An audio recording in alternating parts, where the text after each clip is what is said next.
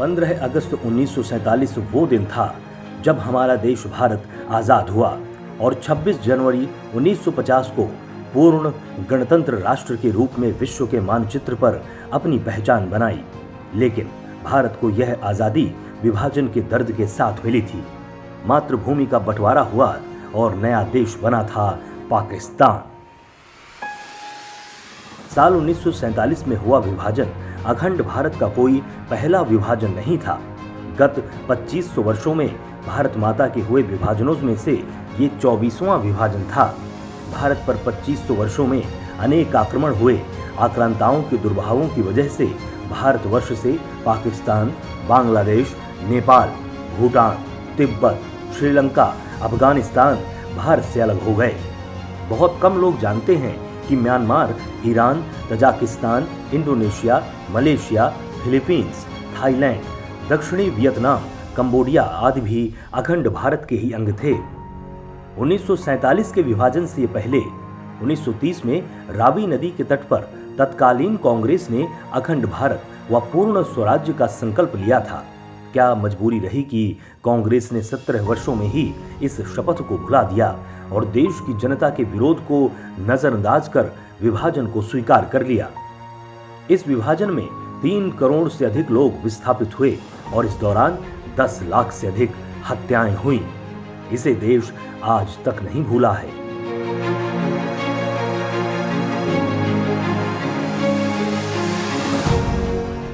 महर्षि अरविंद ने देश के विभाजन को लेकर 14 अगस्त 1947 को अपने राष्ट्र के नाम दिए संदेश में कहा था, ये स्वतंत्रता तब तक अधूरी मानी जाएगी जब तक भारत भूमि की अखंडता को पूर्ण नहीं बनाया जाएगा।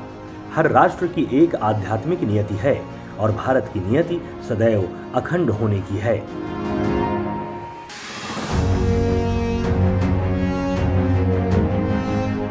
पंद्रह अगस्त 1947 वो दिन था जब देश अंग्रेजों से आजाद तो हुआ पर खंडित होकर। उस दिन कानपुर में डीएवी कॉलेज में हॉस्टल में अखंड भारत की आजादी की चाहत रखने वाले और इस बंटवारे की खिलाफत करने वाले स्वर्गीय भारत रत्न अटल जी ने कविता के माध्यम से अपनी वेदना को देश के सामने रखा था। 15 अगस्त का दिन कहता आजादी अभी अधूरी है, सपने सच सोना बाकी हैं, रावी की शपथ न पूरी है। जिनकी लाशों पर पग धर कर आजादी भारत में आई, वे अब तक है खाना बदोश गम की काली पतली छाई। 15 अगस्त का दिन कहता आजादी अभी अधूरी है। राष्ट्रीय स्वयंसेवक संघ हमेशा से अखंड भारत की बात करता है।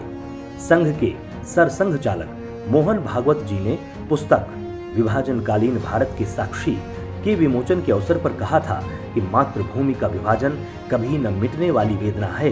ये तभी मिटेगी जब यह विभाजन निरस्त होगा। विभाजन, मातृभूमि का विभाजन, देश का विभाजन, ये न मिटने वाली वेदना है। उसका निराश तभी होगा जब ये विभाजन निरस्त होगा। भारत एक जमीन का टुकड़ा नहीं, हमारी मातृभूमि है।